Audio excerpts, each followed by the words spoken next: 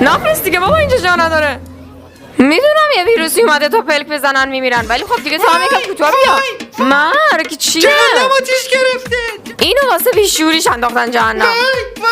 تو بیوی پیجت زده بودی به بهش نمیروم اگر مادرم آنجا نباشد. بیشور، تو رو باید 100 نفر واسطه بشن تا بتونیم جهنم راد بدیم. چرا؟ مگه چیکار کردم؟ پیام سین میکردی جواب نمیدادی. خب اسم و عکس تو تغییر میدادی، خودتو جای دختر جا میزدی، میرفتی پسرا رو تیغ میزدی. خب تو استخجی خاک تو سرت. چقدر همه چیزو دقیق ثبت کردن. بیا بریم خونمون، یه معاملک دارم بهت نشون بدم رو پایی میزنه. این جمله توئه، با این جمله مخ 112 تا دختر رو زدی. 113 تا بودن.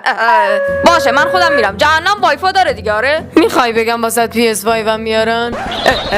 میخواستی تو هم آدم باشی تا الان از این دوباره ها بنوشی. مراقب باش زیاد ننوشی، دفعه اولت جنبه نداری.